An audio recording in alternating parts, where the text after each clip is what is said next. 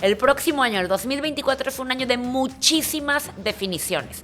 Elecciones en México, que llevamos mucho hablando de esto, pero vamos a ver qué va a pasar en el mundo. Elecciones en los Estados Unidos, elecciones en Venezuela, elecciones en El Salvador y 6 países más de América Latina. En México, vamos a continuar con la 4T, vamos a votar por un cambio, ¿existe una tercera vía? Y aparte de todo esto, la gente seguro se va a preguntar, ¿y a mí por qué me interesa lo que va a pasar en América Latina y en el mundo? Porque todo se entrelaza con lo que va a pasar en nuestro país también. Entonces te vamos a dar una pincelada para que te vayas informando. Esto es Cambiando la Narrativa. ¿Qué tiene que pasar en este país para que realmente nos interesemos en la política? Tú eres de los que no se mete en la política, porque déjame decirte que la política se mete contigo. Cambiando la Narrativa nace con la intención de acortar la brecha que naturalmente existe entre tú, ciudadano, y las decisiones de tu país. Aquí no te vamos a estresar ni frustrar. Aquí te vamos a invitar que a través de la información pasemos de la indiferencia a la acción. Cambiando la Narrativa, con Valeria Guerra y Marisa López Collado. Hola, ¿cómo están? Bienvenidos a Cambiando la Narrativa. Hoy vamos a hablar de todo lo que va a suceder este 2024, que parece que va a ser el año de las definiciones. Y bueno, pues hay que definir también algo para nuestra vida. ¿Qué se te ocurre a ti, Marisa? ¿Qué vas a definir en el 2024? Mira, no sé si aventarme muy a la alberca por completo y que la gente diga, pero en una de esas vuelvo a ser mamá. Ándale, bueno, pues ya hacer la tarea. Yo quiero correr un segundo maratón, a ver si me animo. Entonces, me voy a dar estos 3 mesecitos todavía de descanso. Para el 2024 va a ser un año de demasiadas definiciones en nuestra agenda política, en la agenda internacional. Y bueno, pues aprovecha y tú ve trabajando y pensando en tus metas del 2024. Y es que se define muchísimo. O sea, siento que llevamos demasiados meses viéndonos el ombligo en México, en el sentido en el que sí es Claudia, que sí es Marcelo, que sí es Adán. A ver, y me asumo como culpable también de esa narrativa. Pero si nos dejamos de ver el ombligo y nos damos cuenta todo lo que va a pasar en el mundo, empezando porque vienen elecciones en los Estados Unidos, que es un temota por sí solo. Bueno, pues vamos a arrancar con Estados Unidos. ¿Y qué es lo que viene y que me parece interesante? Viene una elección que parece que va a ser la misma a la que acabamos de vivir. Biden ya ha declarado que va a volver a contender. Trump, pues, es el eterno también candidato que todos estos años, mientras ya estaba la presidencia de Biden, él continuó diciendo y levantando la mano, yo voy, y haciendo declaraciones polémicas. Hoy está siendo juzgado. Hoy ya vimos en semanas pasadas, vimos esta imagen de él que estuvo unos minutos en la cárcel, pero está interesado y hoy pinta para que sea el más fuerte de parte de los republicanos. ¿Y qué pasa? La pregunta, ¿podrá o no podrá? Bueno, la Constitución de Estados Unidos solo habla de 3 requisitos: ser mayor de 35 años, tener 14 años residiendo en el país y haber nacido en Estados Unidos. No habla nada de estar... cumple. Claro, los cumple, de estar condenado, de estar acusado. Entonces, si todo sigue igual en las primarias de los republicanos, Trump sería el elegido. Y Biden también. Entonces, vamos a vivir una elección parecida. Algo que también me llama la atención es la edad de los dos. Hasta ahorita Biden ha sido el presidente más grande de la historia de Estados Unidos, y si Trump llega, va a ser él el más grande. Entonces, híjole, a mí de repente me cuestiono y digo, ¿y los nuevos talentos? ¿Y claro, la diversidad? Claro. ¿Y qué sucede? ¿No? Entonces, bueno, vamos a tener esto. Estamos regresando a una elección de otra vez Biden contra Trump, como lo que vimos en el 2020, ¿no? A mí también me llama la atención eso. Por un lado. Por otro, las elecciones en Estados Unidos siempre empiezan a dar de qué hablar desde mucho antes, porque ellos arrancan con elecciones primarias. Los republicanos en este caso, porque del lado demócrata, que es el partido que está en el poder con Biden y con Kamala Harris, pues creo que la definición es si se van a reelegir o no se van a reelegir. Creo que después de estos 4 años de presidencia de Joe Biden, algo le faltó, como que no tuvo mucha sal, como que no tuvo mucho encanto. La manera en cómo llegó fue una manera interesantísima, porque veníamos de un asalto al Capitolio, de un presidente sumamente polémico, y estoy hablando de Donald Trump, de un presidente que fraguó un discurso de un supuesto fraude, que nunca hubo una prueba suficiente para comprobar esta teoría, pero que solo con el discurso logró que el electorado trumpista, el 70% del electorado trumpista, que es un muy buen número, se casara con la idea que le hicieron fraude en la elección. Y este señor es el que va a volver muy probablemente a estar en la boleta de los republicanos. Entonces vienen temas interesantes que, repito, se va a ir puliendo o se va a ir definiendo más bien en lo que va de este año y por supuesto del siguiente, porque las elecciones, para que lo tengamos en claro, son en el 2024, específicamente el primer martes de noviembre. Así es, y cambio de poder, enero 20 del 2025. Y esto que hablabas, y así, yo lo he escuchado mucho en la conversación, Marisa, si Biden y Kamala Harris quedaron a deber. Yo me acuerdo lo emocionada que estuve cuando Kamala gana, cuando ganaron. ¿No te acuerdas del baile que se hizo en las redes sociales? El tema cuando sale bailando en una escuela con unas niñas afroamericanas, con sus Converse, sus sacos, sus jeans. A ver, para nosotros está llegando alguien al poder que representa diversidad en cuanto a sus orígenes, su raza. Entonces, ¿nos quedaron a deber o no? ¿Qué opinas? Yo aquí tengo una opinión. Mira, no sé si nos quedaron a deber o no, porque tendríamos que basarnos en los números de cómo va la economía estadounidense, pero si nos vamos a lo que estamos acostumbrados, y ahorita vamos a bajar el discurso Latinoamérica y lo que sea, de este discurso como, no sé si llamarlo populista, pero controversial del reality show, de tenerlo siempre en la agenda. O sea, veníamos de un presidente, Donald Trump, con en la agenda y esto, y banca, y el avión, y la casa, y la familia, y lo que sea, y de repente llega Biden. Que por un lado el no drama Obama, o sea, el hecho que no hubiera escándalo, pues también, o sea, no news is good news, ya sabes. Pero traigo la duda de si la apatía fue por la falta de resultados de Joe Biden o si la apatía fue pues porque el país camina y nosotros solo nos pasamos de un estandopero, por así decirlo, a un presidente que hace la chamba. No lo sé. Bueno, y él mismo se ha autonombrado el presidente de la transición. Sí, él quiso ser una respuesta a este país polarizado, a este país atacándose unos a otros, y él ofreció y él lo dijo: yo vengo a ser este presidente de la transición, pero obviamente él viene de ganar y ganar elecciones desde los 20 y tantos años, fue reelegido senador creo que más de 6 veces, entonces pues ya está aquí en el poder y como suele suceder, pues vuelvo a correr una vez más. Entonces vamos a estar viviendo eso en Estados Unidos. Aquí la invitación para mí es que tiene que ver con el objetivo de este programa, analizar estos discursos, que va a ser ahorita un tema que vamos a regresar, pero posiblemente regresaremos a estos discursos de odio, de polarización. Eso es lo que va a pasar en Estados Unidos. Es que, a ver, si tocamos el tema de Estados Unidos y los discursos de odio y de polarización, mucho de lo que le sumó a Donald Trump en su campaña del 2020 fue el ataque hacia los mexicanos. Y el ataque hacia los mexicanos como atacó a muchos sectores en general, ¿no? Pero yo me acuerdo perfecto que cuando atacó la primera vez a México, yo dije, ¿qué le está pasando a este señor? O sea, no se da cuenta de la importancia del voto latino, porque veníamos de entender un poco cómo el voto latino sí podía mover la balanza en las elecciones de los Estados Unidos, ¿no? Lo que no vimos a tiempo, creo yo, fue que este golpe a los mexicanos o a los latinos era una palmada a toda la supremacía estadounidense que existe y que se había mantenido en silencio durante un tiempo, ¿no? ¿Qué nos pasaba a nosotros? Que replicábamos el mensaje de Trump. ¿Cómo puede ser posible que este señor dice esto de los mexicanos? Y no nos dábamos cuenta que nosotros replicábamos el mismo mensaje que estaba alentando a su electorado, que es el mismo electorado que lo va a seguir eligiendo, yo creo que las veces que Trump se reelija, ¿no? Y viene el tema del fentanilo ahorita. Bueno, de hecho, en estos últimos meses, Trump ya empezó sus ataques contra México, diciendo que se va a ir contra todos los cárteles mexicanos, que estamos como mexicanos envenenando a los jóvenes en Estados Unidos con esta droga. Que tampoco dice mentiras. Totalmente, pero ya empezaron los ataques y todavía ni siquiera empieza. Entonces, estemos preparados para lo que viene. Y por otro lado, AMLO ha salido a defender a Trump, algo que también me llama la atención, que en todo esto, este juicio que ha estado viviendo Trump, él sale y dice, yo me solidarizo con él, yo entiendo. Como con el tema de su desafuero, ¿no? Totalmente, y diciendo, oigan, no quieran relacionar lo jurídico con lo electoral, con lo político, como si estuvieran separados. Tú vas a las urnas, tú sales en la boleta y eres tú y todo lo que representas. Entonces, claro, bueno, ahí va a estar la conversación que traes cargando. Con alguien con demasiada atracción, con alguien que atrae como imán, para bien o para mal. Eso es Estados Unidos. Vámonos a Centroamérica, a Sudamérica, para ver qué va a estar pasando. A ver, por parte de Latinoamérica vienen 9 próximas presidencias. Estamos hablando 3 que se juegan o que se están jugando ya en el 2023, 6 más en el 2024. Para dar 2 países rapidito, Guatemala, Ecuador, Argentina, elecciones 2023. Argentina es interesante, yo creo que ahorita profundizamos.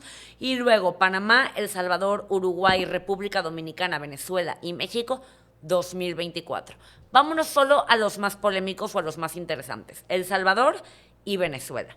El Salvador. A ver, yo sí quiero aquí poner sobre la mesa el tema de Nayib Bukele.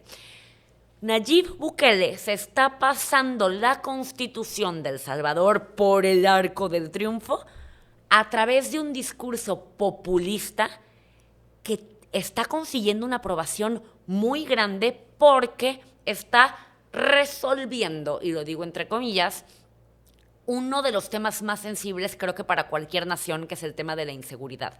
Entonces, como eso le está funcionando, la gente no se está dando cuenta que le está cediendo su libertad, tú lo has dicho muy bien, en el sentido en el que ha violado la Constitución, ha violado los derechos humanos, ha violado los derechos políticos, está violando la ley electoral, está asumiendo el poder como un autócrata, como un autoritario, como tú lo quieras ver, de una manera inteligente. Pero a fin de cuentas, si te pones como a analizar el panorama entero, está muy peligroso lo que está pasando en El Salvador, que, ojo, ya está siendo ejemplo de inspiración para otros candidatos de decir, yo voy a hacer lo mismo que Nayib Bukele. Incluso le ha nombrado El Salvador del Salvador. Y a mí me llama la atención que en el 2004, estamos hablando de ya casi 20 años, que yo estaba por graduarme de la carrera de Derecho en el TEC, que el tema en todas las materias, para quienes estudiábamos Derecho, y me imagino que Política, Ciencias Políticas, era el tema de Hugo Chávez.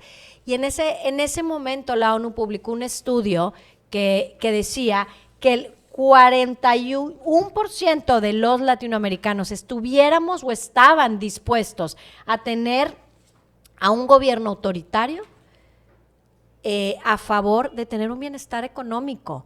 Entonces, eso está tremendo. Sí es un tema que venimos cargando en América Latina de ser países pobres que estamos dispuestos a renunciar a ciertas garantías, a ciertos derechos y para poder tener seguridad, en este caso en El Salvador, o bienestar económico. Entonces, sí es un tema para analizar.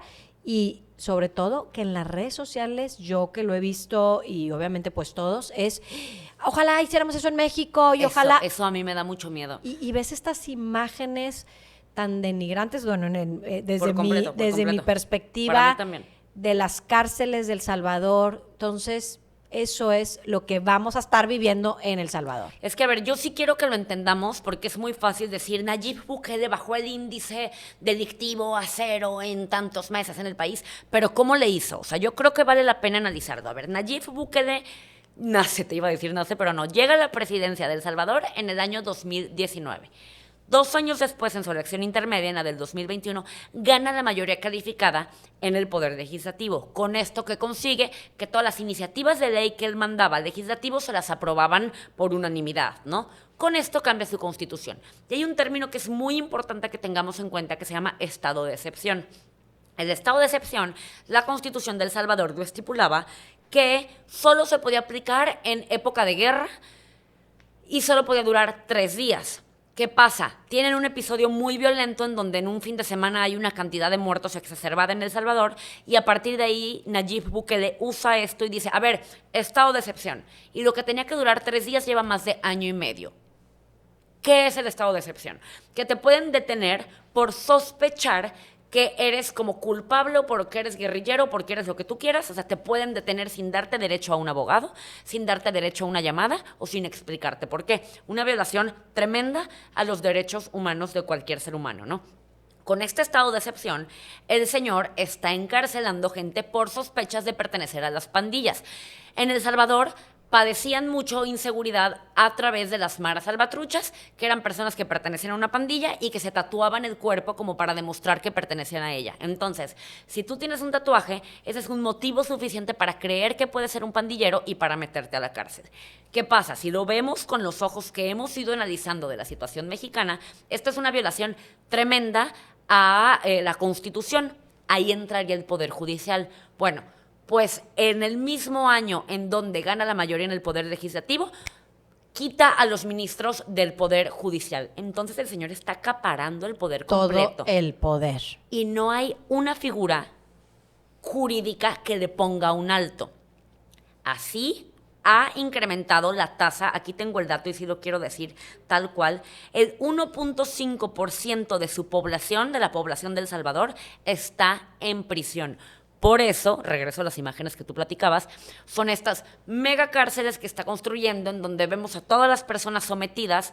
No solo está violando los derechos humanos, sino que está evidenciando y está publicando que viola los derechos humanos. Y orgulloso de eso. Y orgulloso de ello y durísimo. O sea, escenas que coincido contigo son duras. Si lo vemos por ese lado, todos decimos, bueno, se pasó la Constitución, pero era lo necesario para poder salir de este problema tan complejo que es la inseguridad.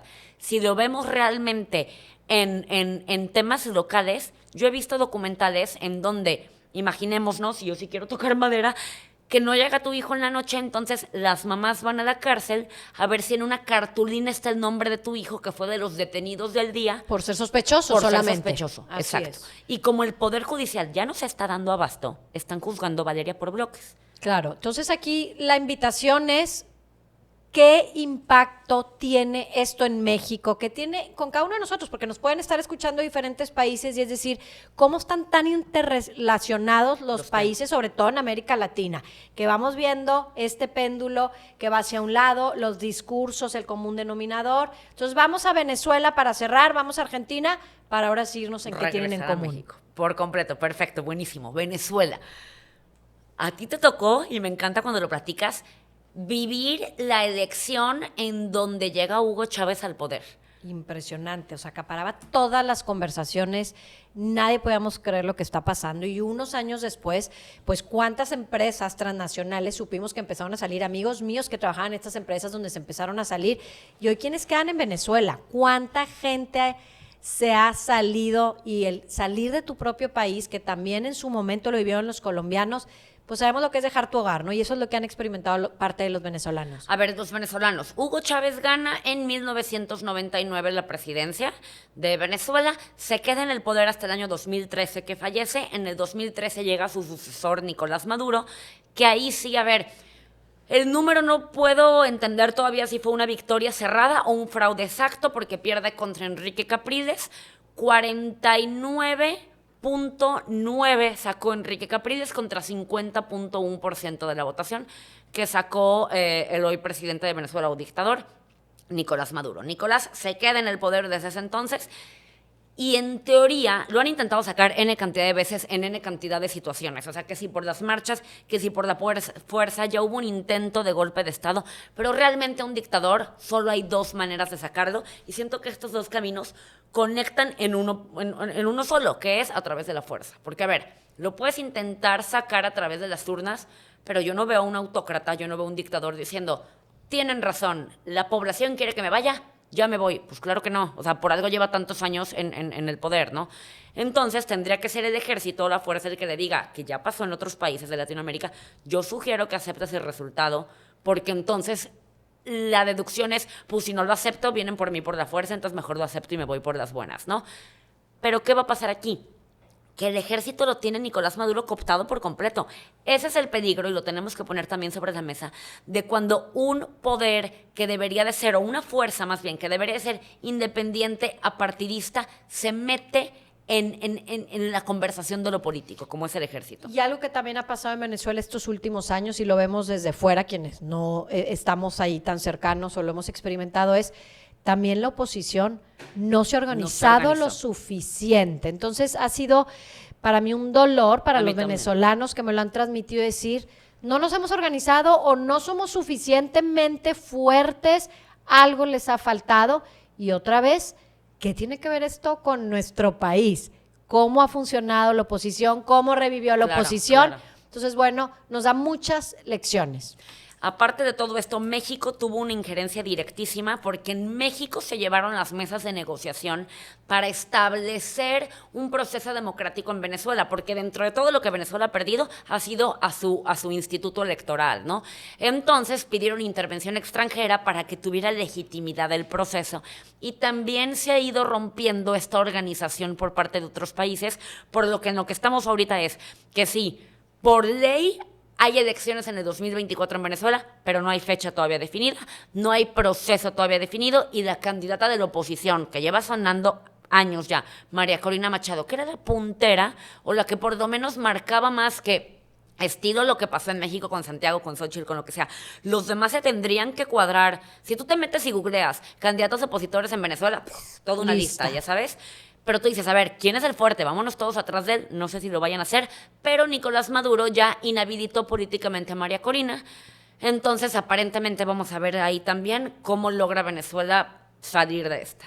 Vámonos hasta el Cono Sur, vámonos a Argentina, que es impresionante en nuestros países todo lo que sucede, que dices, eso no va a pasar, bueno, va a pasar, y hoy estamos regresando a un extremo de la derecha. Oye, es que en Argentina impresionante. También es bien, exacto. Es bien interesante, porque a ver, veníamos en América Latina de una izquierda que dominaba la región. O sea, tengo aquí los datos y sí los quiero leer, porque Gustavo Petro gana en Colombia el primer presidente de izquierda en el 2022. En Chile, el presidente de izquierda más joven, Gabriel Boric, en el 2021. Lula da Silva, otro izquierdista, en el 2022 en Brasil, y en México Andrés Manuel López Obrador es el primer gobierno de izquierda en el 2018. Entonces, veíamos este mapa en donde América Latina se pintaba de izquierda, ¿no? Y de repente llega Argentina, en donde había pasado de un gobierno de centro derecha con Mauricio Macri a regresar al kirchnerismo con Alberto Fernández, el actual presidente, y de repente dicen, pues siempre no, y me quiero ir por completo, muevo el péndulo a la extrema derecha otra vez, con Javier Milei, un candidato que se perfiló como el outsider de la política, el político menos político, si lo quieres ver de alguna manera, de los candidatos argentinos, y logró que una elección que naturalmente e históricamente en Argentina era de 2 personas, se volviera de 3 vías. Y eso otra vez lo podemos relacionar con lo que puede suceder en estas próximas semanas en México. Bueno, ya que vimos como esta pincelada en los principales países donde va a haber elecciones en el 2024, a mí me gustaría analizar ahora o a continuación qué tienen en común todos estas elecciones. Bien. Y algo que para mí salta es estos discursos de miedo, de odio, sobre todo de nosotros, ustedes, que nos separa como países. Y a mí me gusta mucho la teoría de esta filósofa, Martha Nussbaum, que tiene este libro que se lo súper recomiendo, que se llama La monarquía del miedo. Y ella habla que el miedo, bueno, los seres humanos somos seres emocionales. Sí. Todas las decisiones que tomamos están en base a nuestras emociones. Incluso las personas más preparadas, por más político, CEO que seas, nos mueven nuestras emociones. Entonces, ¿qué es lo que está haciendo estos políticos a través de sus discursos? Es llegarnos a una de nuestras emociones más primarias, que es el miedo, que nos recuerda nuestra infancia. Nosotros de niños necesitamos protección. ¿A quién se la dábamos entonces?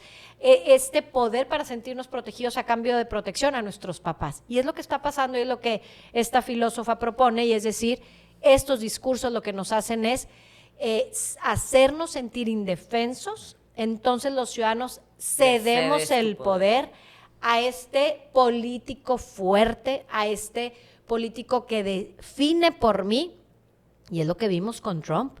Claro. Y de cierta manera con Andrés Manuel, es decir, como yo ya no tengo solución, te lo entrego para que tú, un presidente fuerte, me resuelvas. Juegue la imagen Entonces paternalista. está como este hilo conductor en estos discursos. La narrativa de todas estas elecciones. Y luego también veo algo y que se repiten en estos personajes, Marisa, y a ver qué opinas, es que también ya no son tan políticos. Ya vemos a personas, y lo voy a decir entre comillas, comunes y corrientes, porque al final la mayoría siguen siendo personajes, pero comunes y corrientes ejerciendo en el poder. Vemos ya a un gobernador, y ahora me voy a lo mejor a la parte local, que se acaban de convertir en papá, que sale sin camisa acorrucando a su hija. Algo impensable, ¿eh? era impensable. Yo todavía me acuerdo en cenas que he tenido con amigos de estos abogados de verdad que te dicen, ¿cómo puede ser que alguien que ejerce el poder no esté de traje, de corbata, zapato de vestir? Y es eso, hemos volteado a ver ahora a un personaje en la política que nos espeje. Queremos ver a alguien en el que yo me sienta identificado, a alguien con la que yo diga, yo confiaría en él.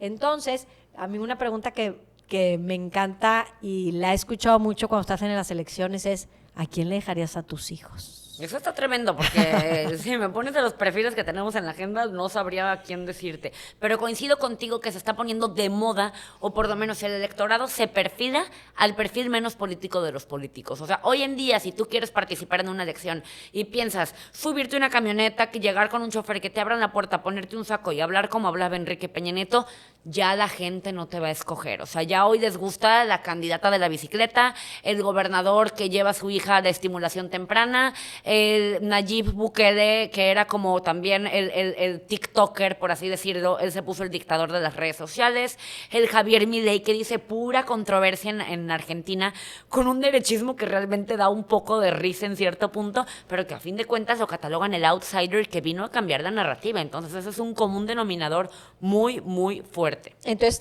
estamos viendo algo bien interesante. Políticos no tan políticos, si existe este término, y a la vez discursos que, ojo, si no nos ponemos buzos nos llevan al miedo. Y para mí darle la vuelta, aunque Marta Nussbaum en su libro no te da las soluciones, sí lo que dice es, volvamos a la esperanza. Y para mí volver a la esperanza, y por eso el nombre de este podcast, Cambiando la Narrativa, es volver a nosotros, al poder que tenemos como ciudadanos, y es decir, yo puedo hacer la diferencia, informada, sabiendo qué está sucediendo en otros países, cómo impacta en México y cómo yo participo con esta información. Creo que la palabra informada que acabas de decir vale mucho la pena también traerlo, porque el discurso, si tú quieres, de llevar a la hija de estimulación temprana, de Nayib Bukele, cómo justifica la violación a la Constitución, de lo que tú quieras, muchas veces nos distrae y no nos enfocamos en lo que nos tenemos que enfocar, que son los resultados que está dando la persona en el poder o el candidato en turno, los resultados que dio anteriormente. ¿A qué voy? Nos vamos mucho con la narrativa de si el presidente viaja o no en avión comercial, de ahí estamos todos en su momento. O sea, creo que a estas alturas del sexenio ese debate ya pasó, pero me acuerdo mucho que ¿cómo puede ser si es seguro, si no es seguro, si viajó en avión comercial, que si ya vendió el avión presidencial, que si ya lo rifó? ¿Y en qué va la materia de seguridad? En Nuevo León, por ejemplo, creo que la conversación muchas veces se gira en qué están haciendo Samuel y Mariana dentro de su casa, que está muy bien que se humanice la imagen política, pero por otro lado, a ver, ¿y cómo va el índice de seguridad, inseguridad, economía, no economía? No nos distraigamos con el discurso o con el reality show que el político en turno nos quiere vender. Y el ejemplo más claro es Nayib Bukele. Si tú te vas a su comunicación, es sumamente atractiva. Si te vas a la profundidad de los índices de su país, habría que ponernos a pensar si realmente vale la pena entregar de tus derechos humanos básicos a una persona que va a usar a través de su discurso para hacer las cosas como las está haciendo. Pues como vimos, el 2024 pinta viene con todo. Con todo en la parte política, así es que cambiemos la narrativa, que en la mesa no se habla de política, fútbol y religión. En teoría. Hablemos de esos temas, son los temas más candentes, a las nuevas generaciones les encantan, a los niños y a las niñas, entonces cambiemos la narrativa y hablemos en la mesa de política. Y por otro lado, creo también, dejemos de caer en la trampa. Si ya nos dimos cuenta que el discurso de odio le funciona al político, dejemos nosotros también de esparcir ese odio. Quitemos de nuestro vocabulario la palabra chairo y fifí. Quitemos en Estados Unidos, si vivieras ahí, de tu vocabulario que si eres trumpista o no eres trumpista. A nadie le conviene un país dividido. A nadie le conviene. Es como si tú pones a tus hijos a pelearse el uno contra el otro. La casa tiene que estar siempre caminando en la misma dirección. Veamos así a nuestro país y empecemos nosotros a dejar de alimentar el discurso con frases que pasa mucho en las redes sociales. Luego dicen el whitexican, que nada más le van a dar gasolina al discurso presidencial. Entremos también en materia en este sentido y bueno, por supuesto los queremos leer en redes sociales. Valeria, ¿cómo te encuentro en Instagram? Bueno, nos vemos la siguiente semana. Me encuentran como V Guerra, S de Valeria Guerra Siller. Yo, Marisa Informa, estoy también en Instagram y por supuesto en Spotify y en YouTube, Cambiando la Narrativa. Ahí los esperamos con sus comentarios también. Con esto terminamos un episodio más de Cambiando la Narrativa. Cambiando la narrativa, con Valeria Guerra y Marisa López Collado.